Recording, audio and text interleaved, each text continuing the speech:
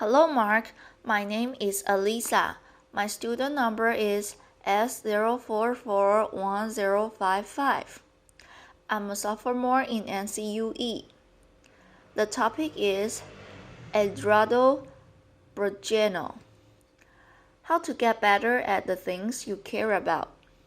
Most of us go through life trying to do our best at whatever we do, whether it's our job, family, school, or anything else.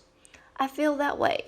I tried my best, but some time ago, I came to realization that I wasn't getting much better at the things I cared most about, whether it was being a husband or a friend or a professional or teammate. And I wasn't improving much at those things even though I was spending a lot of time working hard at them. I've since realized from conversations I've had and from research that this stagnation, despite hard work, turns out to be pretty common. So I'd like to share with you some insights into why that is and what we can all do about it. What I've learned is that the most effective people and teams in any domain do something we can all emulate. They go through life deliberately alternating between two zones, the learning zone and the performance zone. The learning zone is when our goal is to improve. Then we do activities designed for improvement, concentrating on what we haven't mastered yet, which means we have to expect to make mistakes, knowing that we will learn from them. That is very different from what we do when we're in our performance zone, which is when our goal is to do something as bad as we can, to execute. Then we concentrate on what we have already mastered and we try to minimize mistakes. Both of these zones should be part of our lives, but being clear about when we want to be in each of them, with what goal, focus and expectations help us better perform and better improve.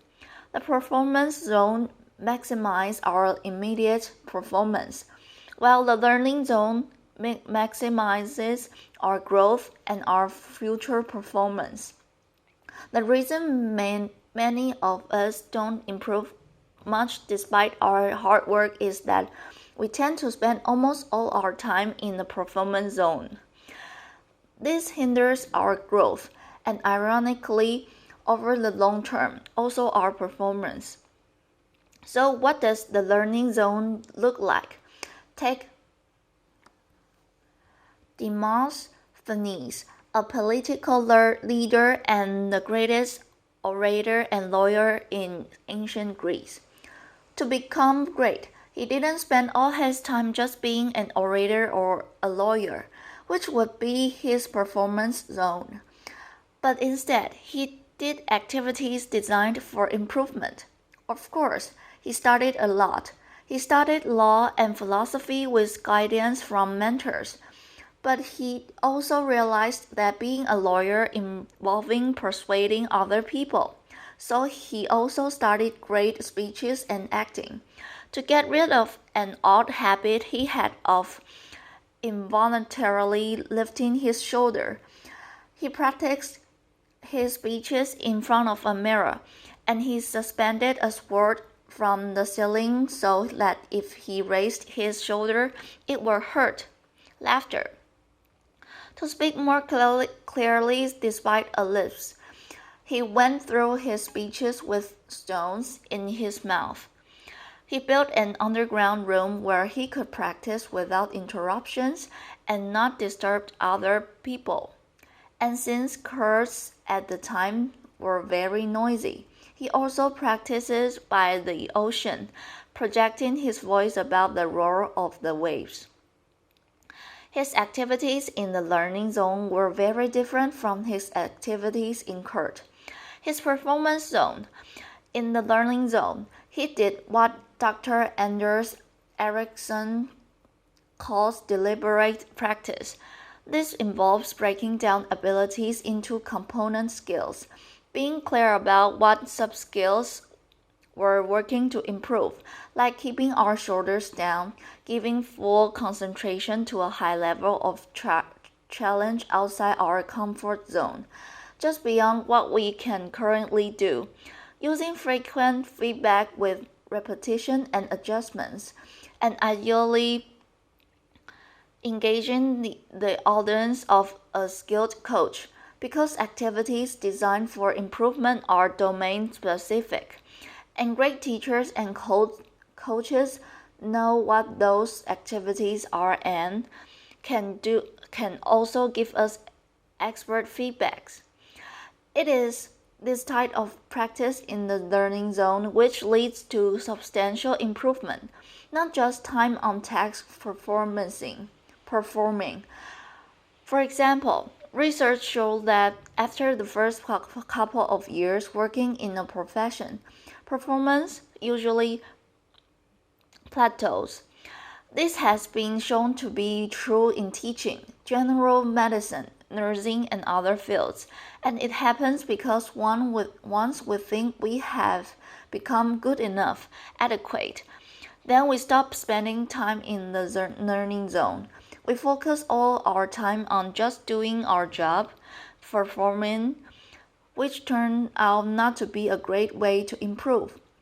But the people who continue to spend time in the learning zone do continue to always improve. The best salespeople at least once a week do activities with the goal of improvement. They read to extend their knowledge, consult with colleagues or domain experts, try out new strategies, solicit feedback, and reflect. The best chess players spend a lot of time not playing games of chess, which would be their performance zone, but trying to predict the moves grandmasters made and analyzing them. Each of us has probably spent many hours typing on a computer without getting faster. But if we spend 10 to 20 minutes each day fully concentrating on typing 10 to 20% faster than our current reliable speed, we could get faster, especially if we also identified what mistakes we're making and practiced typing those words. That's deliberate practice. In what other parts of our lives, perhaps, that we care more about? Are we working hard but not improving much because we're always in the performance zone? Now, this is not to say that the performance zone has no value. It very much does. When I needed a knee surgery, I didn't tell the surgeon, poke around in there and focus on what you don't know. Laughter, or learn from your mistakes. I looked for a surgeon what I felt would do a good job, and I wanted her to do a good job. Being in the performance zone also allows us to get things done as best as we can. It can also be motivating, and it provides us with information to identify what to focus on next week when we go back to the learning zone. So the way to high performance is to alternate between the learning zone and the performance zone, purposefully building our skills in the learning zone, then applying those skills in the performance zone. When Beyoncé is on tour, during the concert, she's in her performance zone, but every night when she gets back to the hotel room, she goes right back into her learning zone. She watches a video of the show that just ended. She identifies opportunities for improvement for herself, her dancers, and her camera staff. And the next morning, everyone receives pages of notes with what to adjust, which they then work on during the day before the next performance. It's a spiral to ever-increasing capabilities, but we need to know when we seek to learn, and when we seek to perform, and while we want to spend time doing both, the more time we spend in the learning zone, the more we'll improve. So, how can we spend more time in learning zone? First, we must believe and understand that we can improve, what we call a growth mindset.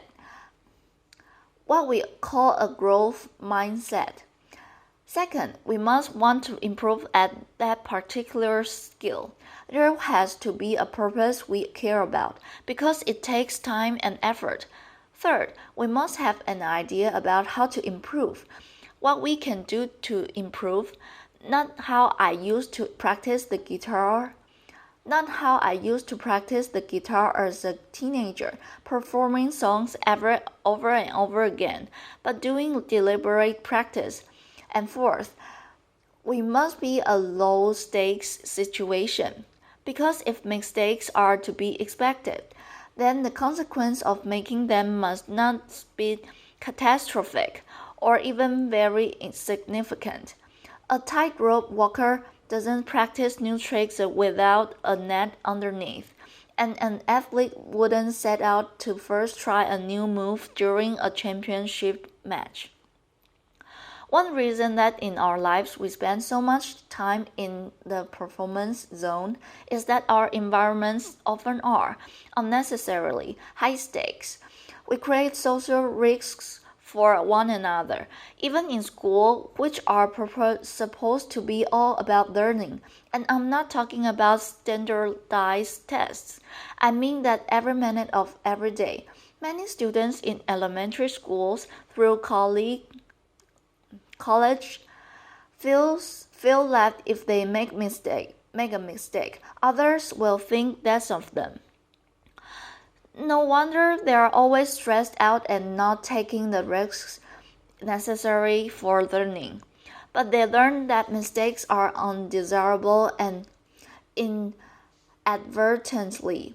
When teachers or parents are eager to hear just correct answers and reject mistakes rather than welcome and examine them to learn from them, or when we look for narrow responses rather than encourage more exploratory thinking that we can all learn from.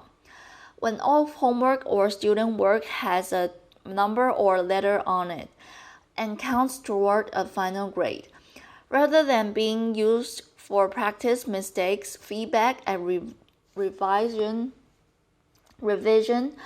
we send the message that school is a performance zone. The same is true in our workplaces. In the companies I consult with, I often see flawless execution cultures which leaders foster to encourage great work, but that leads employees to stay within what they know and not try new things. So companies struggle to innovate and improve, and they fall behind. We can create more spaces for growth by starting conversations with one another about when we want to be in each zone. What do we want to get better at and how? And when do we want to execute and minimize mistakes?